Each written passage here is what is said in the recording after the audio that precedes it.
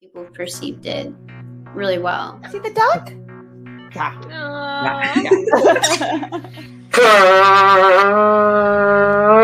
I can't really relate to chopping off my hair. No!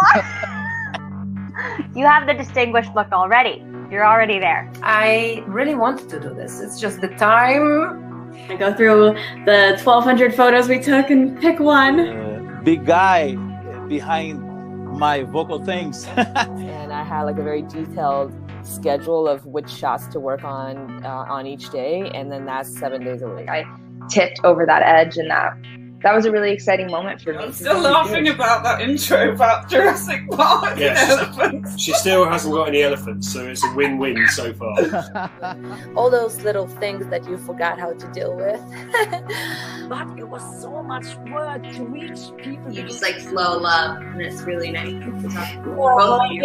It is the 10-year anniversary. I can't even speak of Eclectic Arts. I keep fighting because of what I can continually prove to myself about myself, and I need things like that in my life to make me continue striving for something.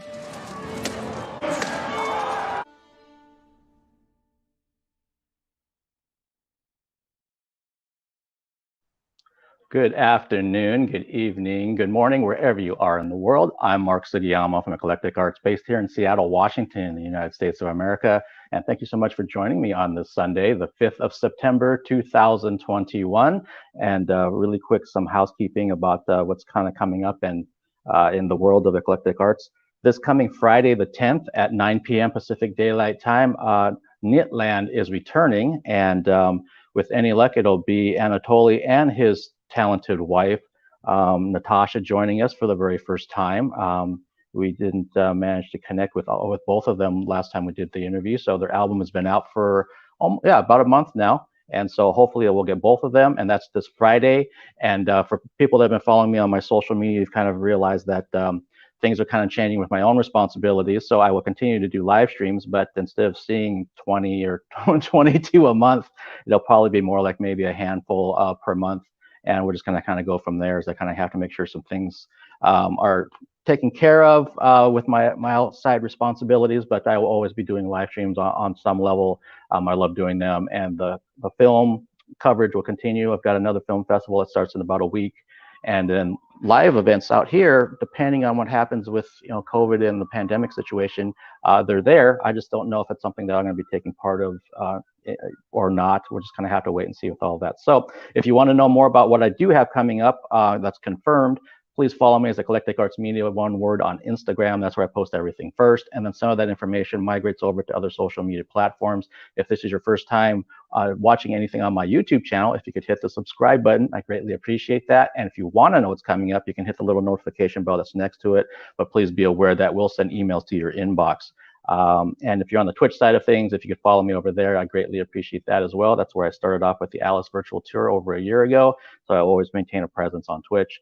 And yeah, I'm just really glad to be here. It feels like it's been longer than a week. So for some people, that's nothing. For me, again, I've been doing quite a few live streams. It feels really odd. It feels almost like it's been a month since I've been here staring into my little camera here. But let's get going. So I'm really excited about the guest that I have today. It's something that an arena that I'm not overly familiar with, so I love learning new things. And let's kind of go with it. My guest today is one of the featured stars of the competitive armored combat documentary Steel Song, which is available now. Please welcome to the Eclectic Arts Virtual Studio, Shoshanna Shellans. Hey everyone, thank you, Mark, for having me on. Yeah, hi Shoshanna. Thank you so much for taking the time. How are you doing over there? I'm doing pretty well. I've had an adventurous couple of days starting in Warsaw, and now we're somewhere out in the country. Okay, yeah, it's like it's one of the interesting things about doing these virtual interviews, that sometimes I just never know where the guest is at. You can't assume that they're at home per se. They could be somewhere else, like you're in a whole other country right now. Yeah, it's been a great time. So in Poland, there's the IMCF tournament that's going to be happening, and I'm excited about attending.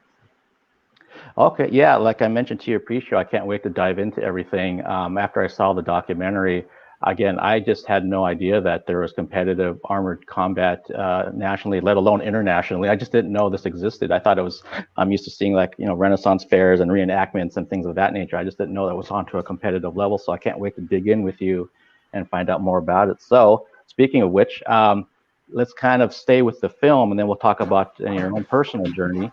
How did you get involved with Steel Song?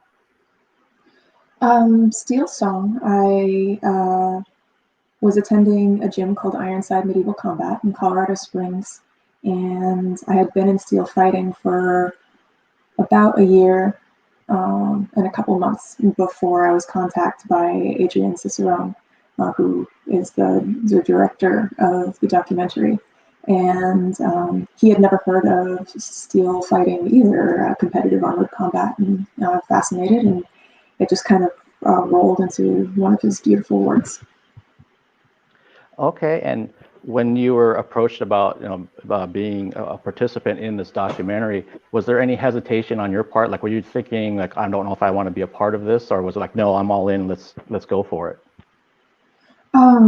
I was ambivalent at first, but talking with Adrian, he's a very comfortable person to be around, and he, even though there was a camera in my face, he made everything feel very private, and he probably got a nice private feeling from the entire documentary, and it's because all of us felt very at home and comfortable talking about our lives with him. Okay, yeah, and that's a huge piece. I know from doing, what were my numbers here? This is number 137 live streams this year. So I know when you're talking with guests, if they're, yeah, it's been a lot. If they're not comfortable, then they're not going to open it up and they're not going to want to talk to you. So it's really important that you have that atmosphere and create a safe space for people, especially during filming, that you feel like you can be yourself and kind of express what you want to. And that's when you start getting to the good, what I consider the good stuff, not just the surface things. You have to be able to get below it. So that's really a testament to the director then. And I'm curious, so roughly how long were they filming you to get eventually the footage that they would edit into the documentary? They would film in bursts depending on the event. So it wasn't continuous time together. So we would meet up in different places for tournaments around the country, and they visited me at home, and doing a workout routine, and they were also making visits to the other wonderful women who are in the documentary. And so it was spread out over the course of a year and a couple months, I think. But total time filming might have been 10 to 15 hours. Oh, I'm not sure, actually. We stopped filming in 2019, so my memory might be pretty bad on that. No, I totally understand. And I've had the pleasure of talking with many different directors and film folks.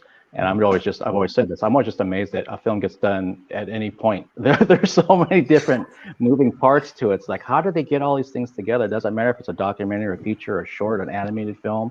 There's so many different creatives that are involved with it. So when you see a final product that, an audience can watch for, 90 minutes or what have you, I'm just kind of dumbfounded. So the more I've talked to folks, the more I'm like, wow, it's like, so there was one director who told me, it took them 6 years from the time they had the idea to the finished product. I'm like, 6 years. And then here I am, watching it. And then, again, 90 minutes later, then I'm on to the next film. So it's kind of like, wow, that's just a huge, chunk of time. And I'm curious, did you get a chance to screen the film as a finished product with an audience, or just see it at home? Or how did you get a chance to first view the film? I've viewed the pieces parts that Adrian has showed me, but I have not viewed it from beginning to end yet. I'm saving that for when I get back home and get with a couple friends. Okay, all right. Yeah, it's interesting too. Again, some of the film folks I've talked to, they're like, because as they were making it, they're so wrapped up in that product that once it was actually done, they wanted like a long time to kind of decompress from it and then kind of watch it with fresh eyes, instead of like just watching it immediately, because they'll be looking at things. Oh, I remember that, and oh, I wanted to fix this, and all these other kind of things that crop up at times. But for yourself as a participant in the film, and again, I think it's something that people will really be interested in, because I think for most people it's something they're not aware of.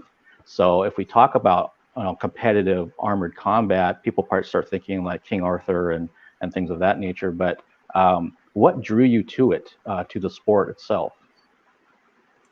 Well, the actual mechanism was luck, but I've always been into kind of medieval settings, films, books, sword, sorcery kind of things. And in undergrad, I actually was doing boffer fighting, and by boffer fighting, I mean foam-padded weapons. And they use boffer fighting in LARP, live-action role-play. They use boffer fighting in groups called Belagarth and Daggerir, and our group was very similar to Belagarth or Daggerir. And one of my friends in the group, Anna, had heard about the Ironside Medieval Combat that opened up in Colorado Springs, and she said, "Hey, this group is opened, this gym, and they're doing some free classes. Would you want to go with me? I think it's a longsword class." And I was like, "Longsword?" And she's like, "Yeah." It's like, heck yeah. So Anna and I show up to Ironside Medieval Combat, and it's a longsword class with Jamil Ironside, and that was May of 2017, and since then, it's just been a huge part of my life. I was sucked in right away. My first time fighting in armor, and smelling ozone from spark off the helmet. That was it. It was my thing. Oh wow, that's amazing. For people out there, again, with the armor that you wear. Are we talking, is it maybe like 50 to 80 pounds in terms of the weight of that armor that you have on? So there are different types of harnesses. The one I started out with is a melee kit. And by melee kit, I mean the type of kit that'll protect you from team fighting, which is the most dangerous of the different events that are in armored combat. And so those tend to be heavier. And so my first kit with helmet and everything, it was about 75 pounds. And I've recently upgraded to a dueling kit, to a kit that's specific for my event, which does not need to be as protective, and that's probably 30 to 40 pounds less. Okay, all right. So I'm kind of thinking back to some of the scenes in the film when they had, I guess, group competition, and you always told me pre-show that you're going to be reffing some of the events that you're at right now over in Poland. So when you're in a group situation, what kind of rules are there for someone like me who has no clue what the parameters are when there's a group fight versus perhaps a one-on-one duel? So in armored combat, you can think of it as dividing into 3 different branches. And one branch is the team fight, where you could have 3 people versus 3 people, 2 different teams, up to 10 people versus 10 people, 21 people versus 21 people. And at Battle of the Nations, they've done 150 people versus 150 people. And the rules for that is last team standing. And there's certain safety rules in place, but basically the idea is to take down the opposite team, whether it be by pain compliance with weapons or by grappling. And so actually judo people do really well in the team fights. Another branch then is the duels, which is what I do. It's 1 versus 1, and you have matched weapon sets. And so there's sword and shield, sword and buckler, longsword, and pole one. And within that event, you are scored by counted points and timed rounds. And so in IMCF, it's best of 2-3 rounds. IMCF is one of the 2 main leagues. And in Battle of the Nations, which is HMBIA, it is 1 90-second round, and your points are counted across that. The third branch is WMFC Pro Fights. It's a 1 versus 1, but you can fight each other sort of like in the team fights. So that includes kicking, punching, takedowns, but then they still score points. And so it's sort of this really well-rounded event that brings in elements of both team fights and the duels, but it's still 1 versus 1. Okay, so let me, I guess, stay with the team fight. So if it's, last team standing and, a competitor gets knocked to the ground, do they have to say uncle or something? When is it enough that they're done? I mean, or someone just keep bashing them? Because like the clips in the film, it looked like it got pretty brutal at times. So once a fighter is downed, they're out of play. It is illegal to continue striking them once they're down in the team fight. Okay, all right, that makes sense to me, because at some point this has to stop, right? If you say uncle or say right. Yeah, and so you can actually choose to kneel if you're in a precarious position and want to give yourself up before things get really bad or whatever it is, or you're knocked down, so you can be knocked down, or you can submit and take a knee. So 3 points of contact to the ground is out. Okay, all right. And I think what's interesting too, and they show this in the film really well, is the amount of training that you guys have to do for this. You can't just, strap on some armor and get in there and do it. It's like, no, it's like any other sport. You have to practice, you have to get better, you have to work on your skills, your cardio, all of those, your strength, all of those kind of things. And so like when you're saying, when you were at the gym initially, what was your first competitive match like for you? Like what were you doing and how did you feel during that very, very first match that you had? So I started in May of 2017 and my first tournament was July. And I was wearing gear that was not fitted to me. We patched together whatever we could. And so I love telling people about the fact that I was wearing my male coach's arms, his arms as legs. Like we strapped it all together. My male coach, his name is Nick Sumter. And we just kind of hooked it all together. I got to thank Mark, my very first squire at that California tournament. Did really great, just kind of rigging everything together so I could be safe. The biggest hurdles for my very first fight was just moving around in armor, and being in armor, you tend to hold your breath, and so you lose oxygen, you get tired immediately, and so it was just extremely strenuous, just moving around to try to do a sword and shield duel. And those first few fights can be really, really tough when you're getting over those initial hurdles. That learning curve with armor is the biggest. Okay, well, yeah, that makes sense. I mean, I'm picturing somebody almost like a little bit like Frankenstein. We're kind of clunking around, trying to get used to all this weight on you. Plus, I would think that your vision kind of gets restricted too, based on what you can see peripherally out through the armor and everything else. So it'd be kind of like really, really daunting for those first few combats that you have. Frankenstein describes how I looked perfectly. And yeah, the very first helmet I was wearing was a clap visor.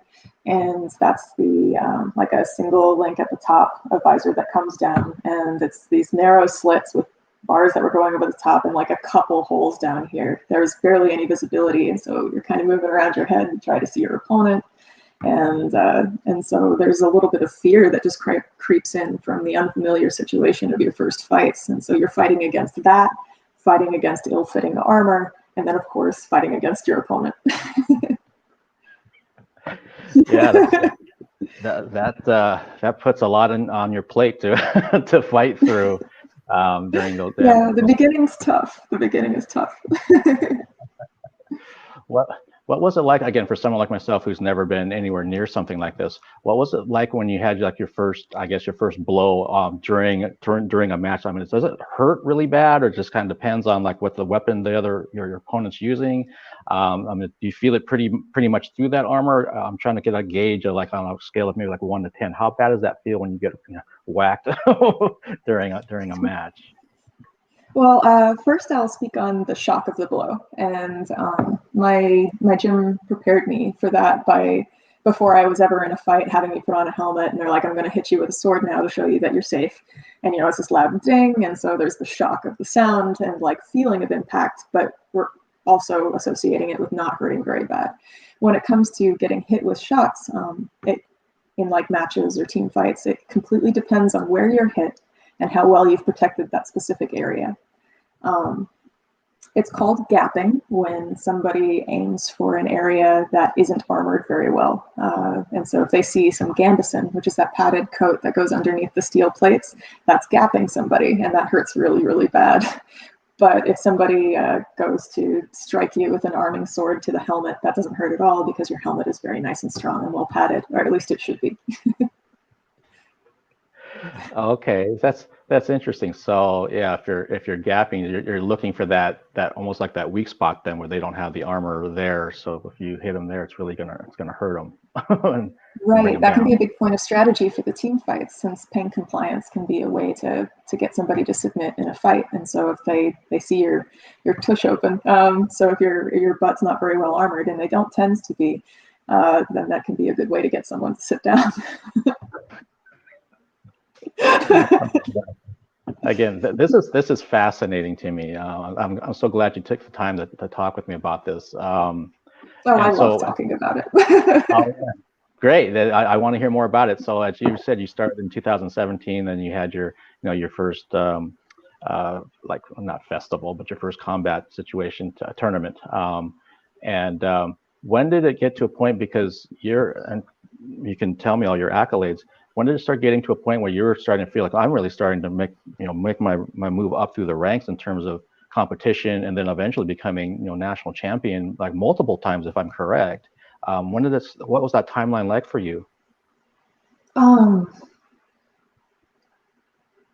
Crossing over from foam fighting gave me a really good head start, because in boffer fighting, the foam fighting, going into the gym, I could already look for openings and piece together combos. And getting over the armor hump happens probably within the first few months. My first nationals, I didn't score gold in sword and shield. I got bronze. And after that, I went to this winter event in Utah with my regional team, the Wolfpack. And there I got some very one-on-one instruction from a couple very, very good duelists in the sport, Ryan Weaver and Jacob Omer. And they kind of took me under their wing for that day when we were visiting from Colorado over in Utah, and showed me some very specific moves and did some very harder, fast-paced duels with me. And it really helped me lift the bar and raise expectations for myself and know what I was capable of. After that point, I was doing very well in the Sword and Shield event, and I won the next tournament after that, and the tournament after that was the nationals that were the qualifiers for the World Championship, and I won there too in my rookie year and was able to represent the USA in Scotland for 2018. Wow. And then since then, I've managed to continue the run. One, congratulations. I mean, that's amazing that you put Thank in all you so the work. much. Yeah, to get to that level, to be a gold medal champion, and then representing the U.S. on an international scale. And again, I think a lot of people out there, they're probably fascinated by what we're talking about, because they're like, so wait a minute, there's people that actually can compete at this and compete on a world level. And like if they say in the movie, they talk about different types of armor based on the country. So you might have like a Mongolian style of armor from maybe that country, and some other types of armor from other countries. Those are beautiful kids, yeah. So what's it like when you, like you mentioned, competing internationally in Scotland and perhaps some of the other countries around the world? What was it like competing internationally versus competing nationally here in the U.S.? Were there differences, or were you seeing like a level raised in terms of skill set, or was it just something just kind of apples and oranges? Yes, it's a large raise in skill set, and I have only been able to represent overseas twice. So for the 2018 World Championships, IMCF, and the 2019 World Championships, IMCF, and then 2020 and 2021 have been canceled due to the pandemic. But my biggest realization going over in 2018, my rookie year, was just how high the bar is raised when you go against the rest of the world. The USA is relatively new coming into this sport, and so we're kind of still a baby in the grand scheme of things when it comes to armored combat. It was started in Russia, I'm not sure, but 15 to 20 years ago, and then I think we joined around 8 years ago overall. And so heading overseas, the women are just all the best in their particular countries. And so my brackets and matches were very different than what I faced in the United States. Okay, interesting. And you mentioned also that sometimes when you have international team competitions, that the numbers can get like over 100 per team. Have you participated in something on that level when you have that many people going at it? I have not. So IMCF hasn't offered a team match that large. That was Battle of the Nations, which I'm hoping to go to in 2022. And also in World Championships, I haven't represented on team fights, only the Sword and Shield duel. All right, all right. Well, when you mentioned that earlier, I started having, I don't know, flashback to like Braveheart and other kinds of like, and then just sheer numbers of people going at it. And again, this is fascinating to me. You mentioned to me pre-show, and people can see it right now, that you did have an injury. So over the course of your career, what kind of injuries have you sustained from participating in competitive armored combat?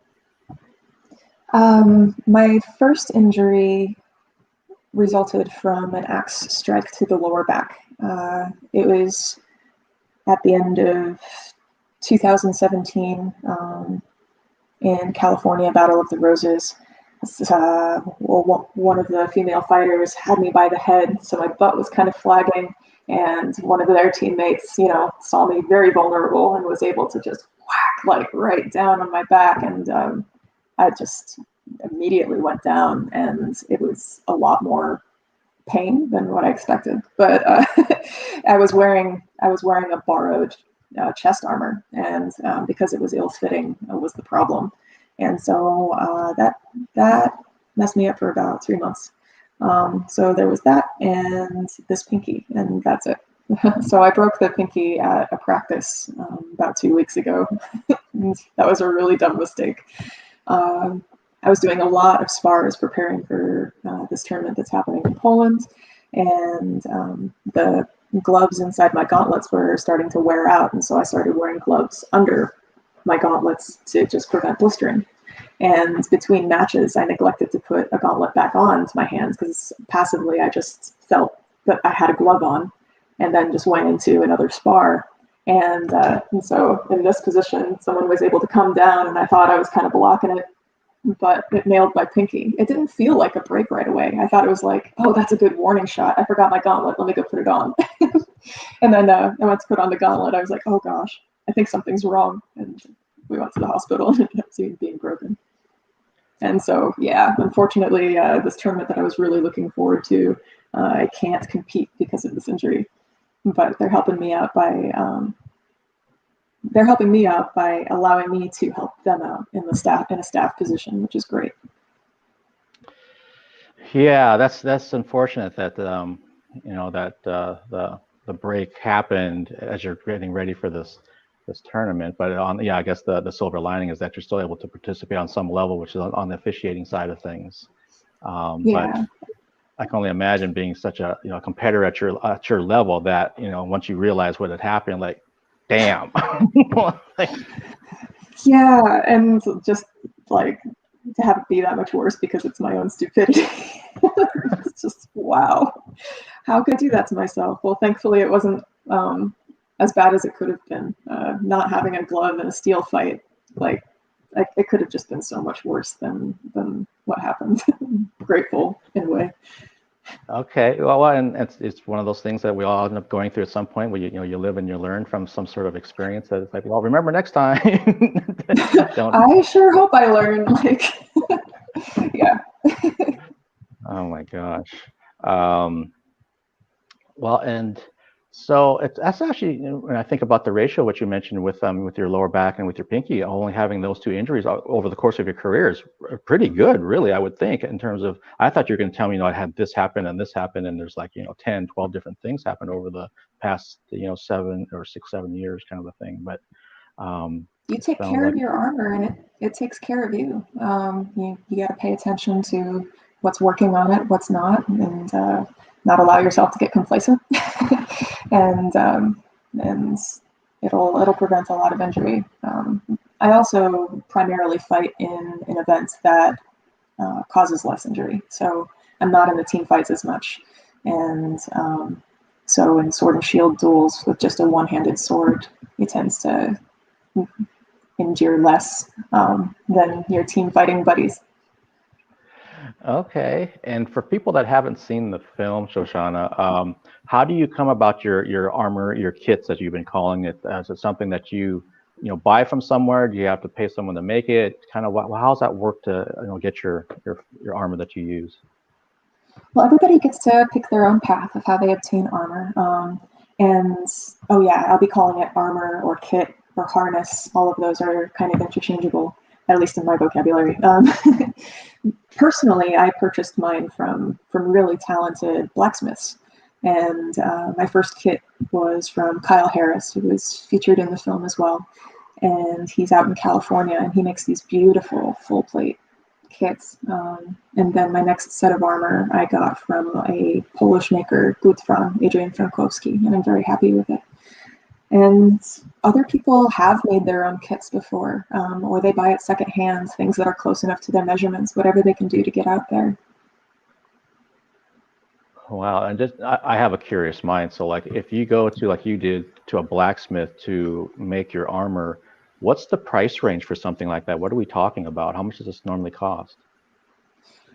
So you can get a custom-made kit. I mean, low end altogether, everything for $2,000 to $2,500. But if you want to get super fancy, you can add up as much money as you want, depending on how much there is that you want to do. So you can have a $30,000 kit if you really wanted, easily. But most people will be spending about $2,500 to maybe $5,000 on their kit. I spent on my most recent kit probably in the lower end, but the quality is very, very good. Okay, all right. So yeah, for people out there, this is clearly not an inexpensive sport. Learning is adult hobbies. You've got to like pick and choose, because a lot of adult hobbies can get very expensive. This one, the kit is kind of that big financial hurdle, and then maintaining the travel is tough for at least those in the United States. Okay, and so I'm curious, since you're really, like you're saying, you're very, very passionate about this, you love doing it. What do you see for yourself in the future? Do you see yourself like opening up like your own gym to teach others how to do it, or doing some other aspect of bringing the sport that much further to the world? I would love to stick around the sport past when I can't fight anymore, and I'd love to teach. I'd love to continue participating and being around it. I don't know about opening my own gym, but I would love to be teaching maybe seminars, traveling for that, and give me an excuse to go to different parts of the world again and do seminars. That would be great. Okay, and correct me if I'm wrong, that probably kind of parlays with your background. That don't you work as a professor as well? Oh yeah, I was working as a biology lab instructor at the University of Colorado Springs. I'm not doing that currently. I'm doing project management, but just like anything, the career is evolving. Okay, all right. So yeah, the fact that you have an instructing teacher professor background makes perfect sense that perhaps in the future with armored combat that you would be thinking about doing workshops and other types of kind of pulling from different aspects of your background, basically. Oh, I love teaching. Yes, I would love to stick to doing that. Teaching people that could be as passionate as I am about it would be such a pleasure. Okay, yeah, a long time ago, I used to work as a public school teacher. So it's interesting that, and I had a guitar club back then. So me being the music person that I am, it's interesting in 2021, here I am talking to a lot of people that I was a fan of. And then I get to do this whole, it's interesting how life can be random that way, with different parts of your background come, I never would have guessed in a million years that I would be doing virtual interviews, 16 months ago if you had told me that, but then here we are doing it, and I love doing it. And yeah, it pulls from all kinds of different aspects of what I've done over the years. So it sounds like it could be something similar for yourself moving forward. Nothing like discovering what you're actually passionate about. Yeah, and then using it to find inspiration for the rest of your life. Marvelous. Yeah, absolutely. Totally agree. I'm so happy that this happened because there is a slight. I'm somebody that tends to overthink things. So when this opportunity was presented to me way back in May of 2020 to open for a band called Alice in Los Angeles to go on a virtual tour, it was their first tour, so they're trying to figure things out how to do it virtually. I'd never done this kind of thing, and I'm like, how's this going to work? And so there's a small part of me that almost said no to it. That little voice that's like, maybe that's scary, but then the rest of it's Yeah. like, no, the benefit's way better. Yeah, exactly. I had the whole, devil angel thing on the shoulder stuff, and I'm just so glad that some part of me said, no, you should do this and find out what it's like, and you love the band and they're great people, so you're in good company, and I'm just so thankful that I said yes, because then I just went off on this path of doing all these things, especially during the pandemic when I couldn't be in a photo pit, shooting a band at a show or covering the opera or covering the ballet in person. So now I have this other way, and actually in many ways, just like in your case, I've been able to connect with guests from literally all over the world that I never probably would have been able to talk to. So it's like, yay, thank you, little voice that said yes over a year ago. Yeah. And I'm also kind of curious, what about just your personal background? So like, where were you born and raised, and what kind of, what was the younger version of you like? Oh, she was a weirdo. No. But I was born in California, but my parents and I moved to Colorado when I was 3 years old, so I consider myself more of a Coloradan. And I grew up in the woods, and I was very much kind of a woods, hands in the dirt kind of girl, bit of a tomboy, and any weird interest I had, weird little passion that would come up, my parents fostered it and were really encouraging of anything that I was passionate about. And so naturally I would take to this strange, unique sport. And my mother's passed away. My father is still incredibly supportive. He's going to be arriving here in Poland soon too. Even if I'm not fighting, we planned on the trip anyway, and so I'm really looking forward to having him here.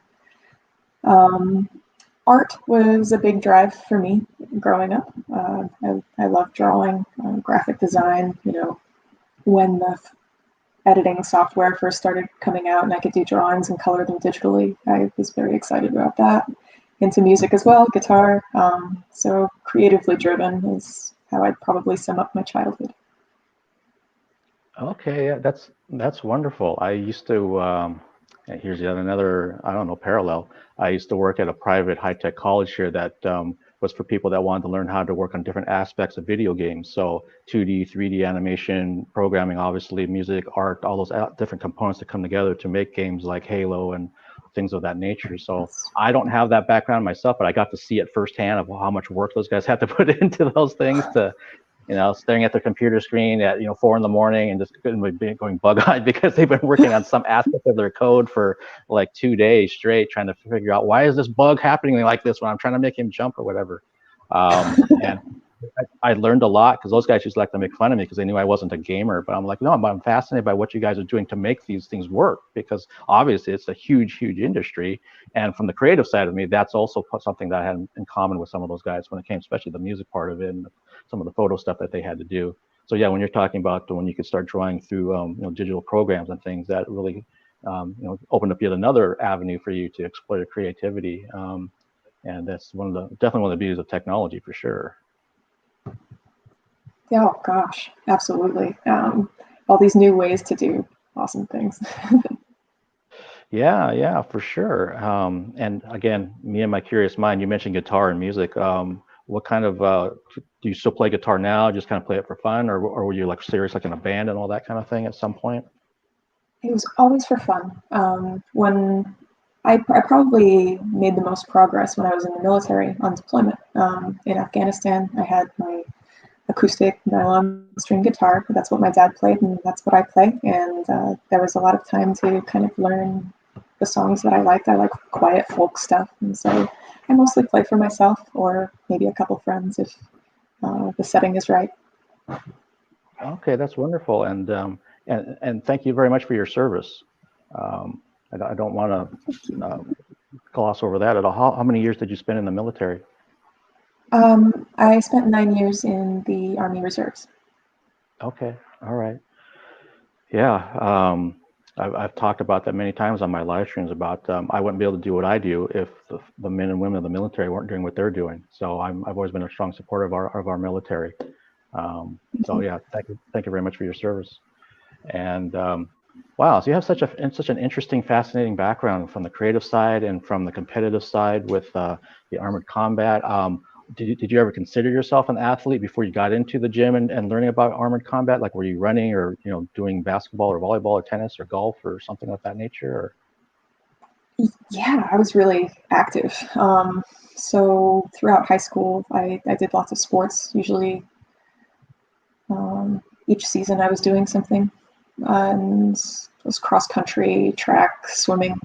I've been doing swimming since I was 8 years old, and so I always had some athletic thing going on, and armored combat just kind of brought that into the rest of the creative side for me, married it all together into this wonderful, weird thing.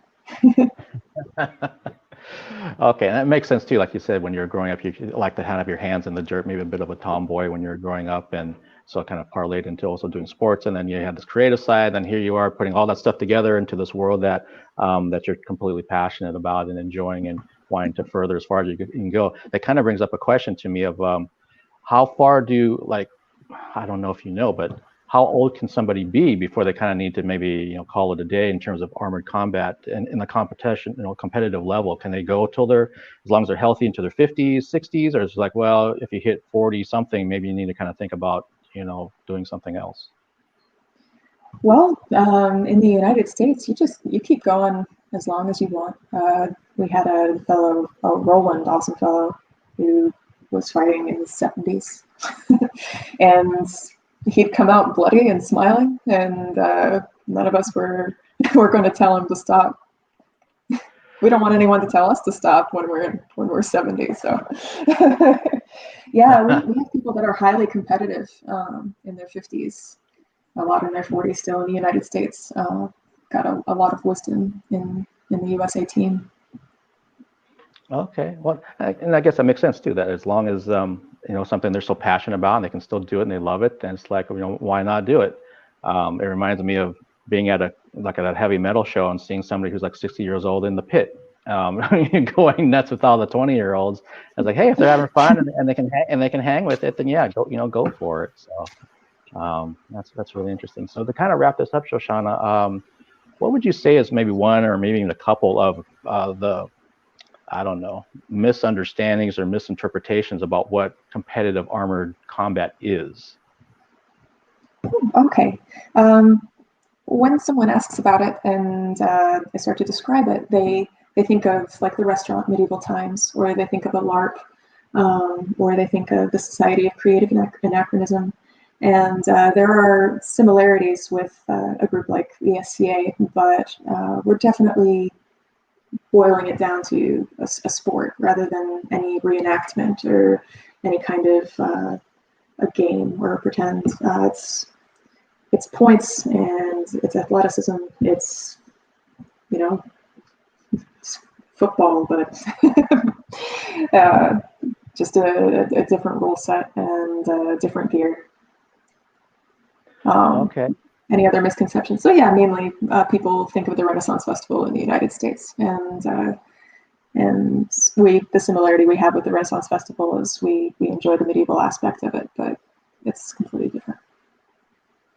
Okay, and is there any kind of more of I just thought about this, a push to get more female participants in the sport? Oh yes, the women in this sport, the number of women in the sport have grown so much since even I first started, and yeah, we're all very supportive of each other and are growing at a much faster rate every year. The women's community is awesome in armored combat, and so if there are any women watching this, please come out to a local practice and check it out, because we're there with open arms.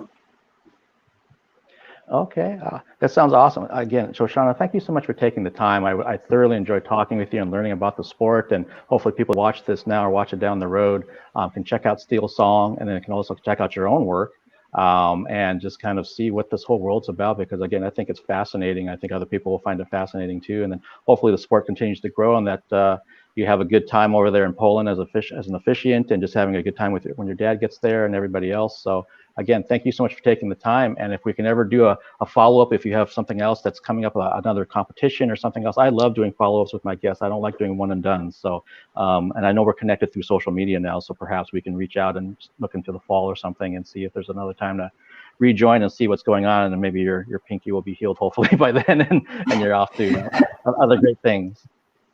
It's only 6 to 8 weeks, so I should be good by the end of October. Thank you, too, for having me on your show, and I am absolutely open to doing a follow-up.